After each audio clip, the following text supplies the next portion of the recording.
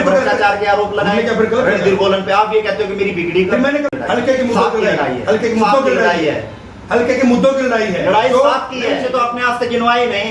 एक काम आपने अपनी पुरानी वीडियो में गोलन साहब की अच्छाई आपने वीडियो में, राजू तो मैं का सवाल हो गया था, राजू की राजनीति खत्म करने लग रहे थे। आज हम हमारे कैमरे पे आप प्रस्ताव दे दो गोलन साहब ने कि गोलन साहब मैं आपसे मिलना चाहता हूं और जो मनमुटाव है वो दूर करने के लिए तैयार है। भले ही हरियाणा में गठबंधन सरकार हो, जसपा और बीजेपी की सरकार मिलकर हरियाणा चला रहे हैं, लेकिन वहीं अगर हरियाणा के कुछ जिलों में अगर बात करें तो वहां पर मनमुटाव है जसपा और बीजेपी के नेताओं में, एमएलए और जेजेपा के नेताओं में।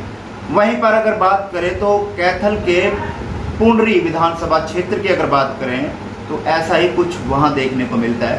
और वहां पर अब अगर समझा जाए पूरे तथ्य को देखते हुए कि जिस तरह से आपस में प्रतिपक्ष एक दूसरे पर आरोप प्रत्यारोप जो है वो लगाए जा रहे थे, उसी के मद्देनजर अब पुंडरी विधानसभा में दोनों ही पार्टियों की जो गठबंधन सरकार हरियाणा में चल रही है उनकी अब साख की लड़ाई हो गई है। अगर उन नेताओं की अगर बात करें तो भाजपा के विधायक है रणधीर गोलन, जो आजाद उम्मीदवार है लेकिन अभी समर्थन जो है भाजपा को दिया। वहीं पर अगर बात करें दूसरे जसपा नेता राजू ढूलभाई जो पूर्व प्रत्याशी रहे हैं, उनकी साख की लड़ाई इस समय बनी हुई है और उसी साख की लड़ाई को कायम रखने के लिए उन्होंने एक रैली का आयोजन कर दिया जो कि 29 मार्च को पुंडरी की अनाज मंडी में आयोजित की गई है, जिसमें उप मुख्यमंत्री दुष्यंत चौटाला पहुंचेंगे। लेकिन उसमें किस तरह की ग्रांट को लेकर, किस तरह की योजनाओं को लेकर जो मांग पत्र दिया जाएगा उसी बात पर चर्चा करेंगे और ये भी जानेंगे कि अब ये साख की लड़ाई और कितनी लंबी चलेगी। क्या राजू ढूलपाई और जो भाजपा के एमएलए हैं रणधीर गोलन एकजुट हो पाएंगे? सबसे बड़ा सवाल ये भी बनता है क्या जो गठबंधन सरकार के जो नुमाइंदे हैं वो भले भाजपा के हों या जसपा के, उस रैली में उनको न्योता दिया जाएगा या रणधीर गोलन उस रैली में पहुंचेंगे? इन सभी सवालों पर बातचीत करेंगे पूर्व विधानसभा प्रत्याशी राजू ढूलपाई और हल्का अध्यक्ष हमारे साथ। राजू भाई स्वागत है आपका। धन्यवाद मोहन भाई।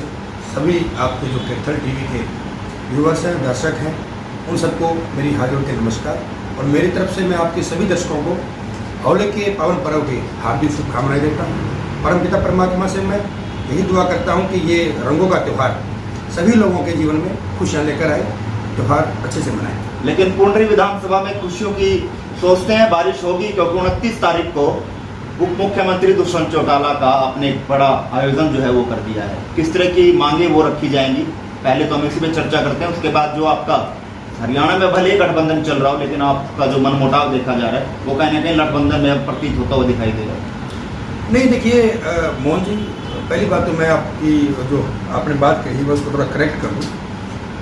भाजपा और जसपा का कोई मनमुटाव नहीं है, किसी भी तरीके से नहीं है।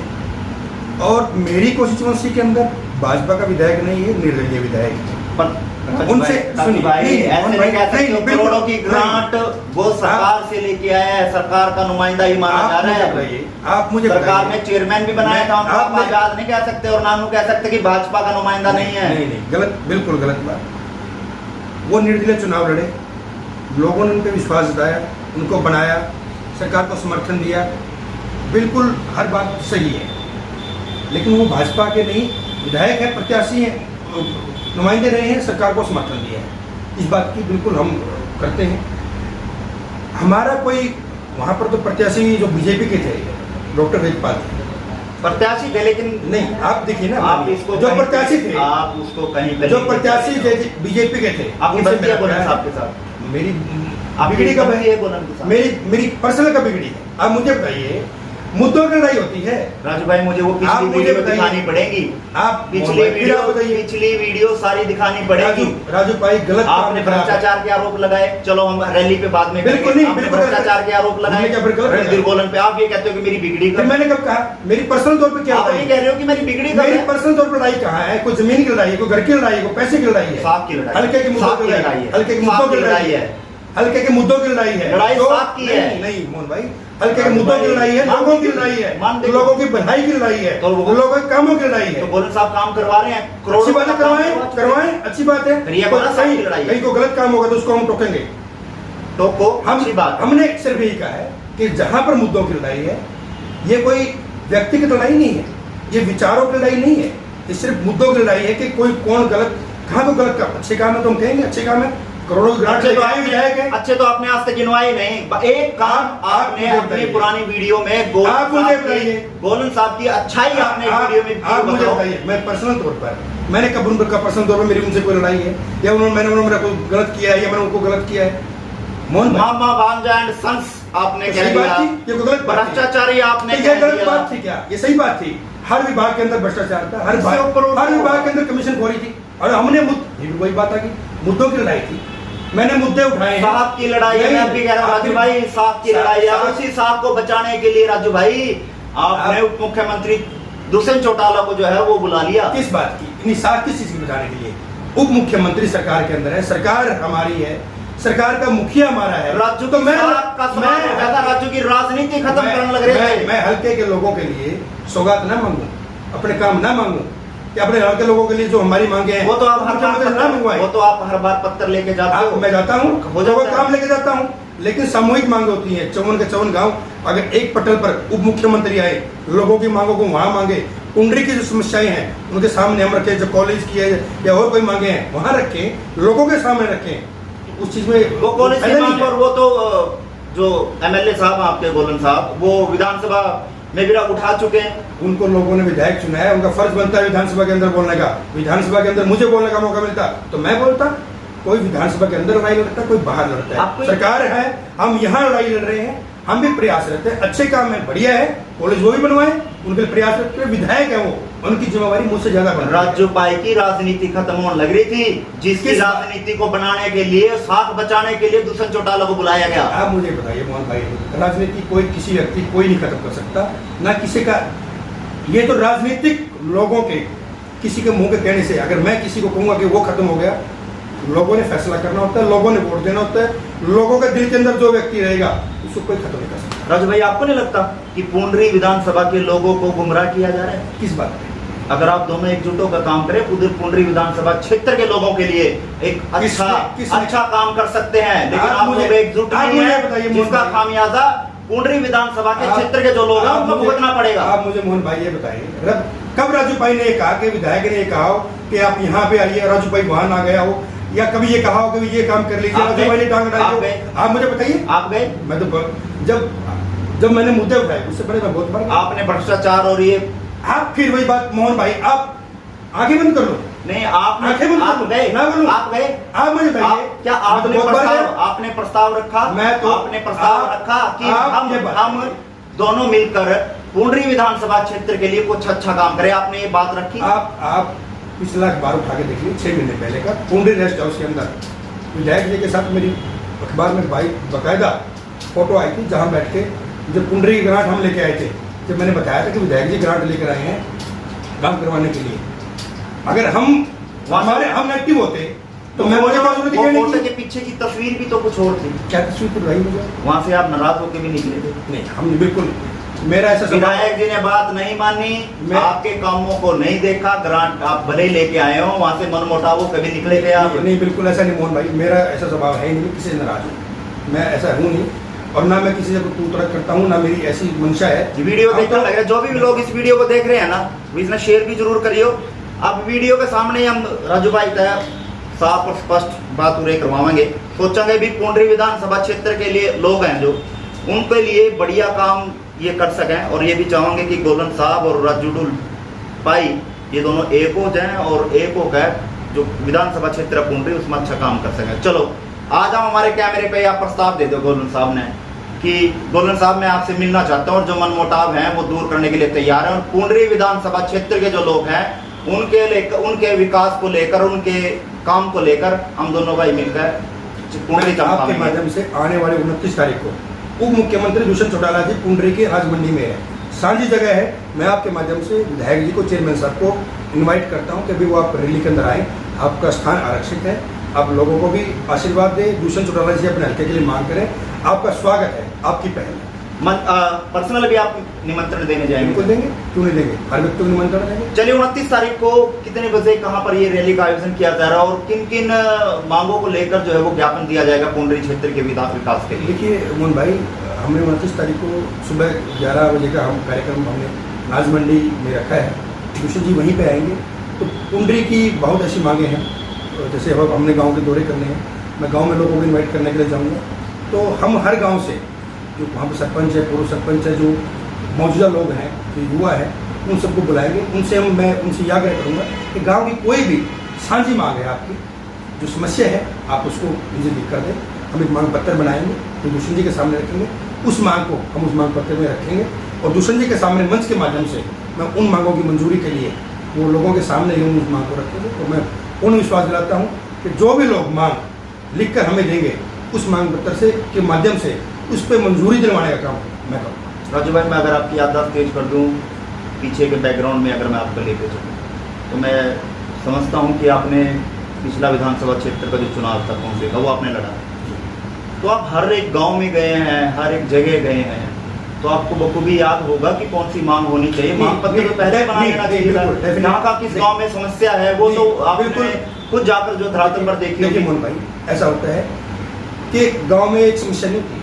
गांव में कोई निकासी की है, कोई किसी की आपने कोई अस्पताल बनवाना है, किसी ने कोई स्कूल अपडेट करवाना है। पिछले 7 साल से आप लगातार जा रहे हो गाँव में। मैं बिल्कुल मैं ये चाहता हूँ कि कुछ ऐसा होता है गाँव के अंदर, कई बार कॉन्ट्रोवर्सी होती है कि भाई नहीं जी, हमारे इस तरफ की ये मांग होनी चाहिए, हमारे इस मोहल्ले की मांग होनी चाहिए। मैं चाहता हूँ कि गांव के सभी लोग मिलकर साझी जो मांग है, जिस पर सहमत हो, हाँ जी हमारी बिल्कुल निकासी की ये समस्या है, आप इसको बिल्कुल रखें, या हमारे कोई स्कूल अपग्रेड की आप इसको रखें, या हमारे जो कोई यहाँ पर कोई हॉल बनना है, कोई हमें कोई ग्राउंड चाहिए है, या कोई और हमें कोई और हमें ये चीज़ चाहिए, तो वो साझी मैं चाहता हूँ कि गाँव के लोग, ताकि कोई भी व्यक्ति ये ना कहे हमसे, हाँ कोई भी व्यक्ति ये ना कहे हमसे पूछा नहीं गया।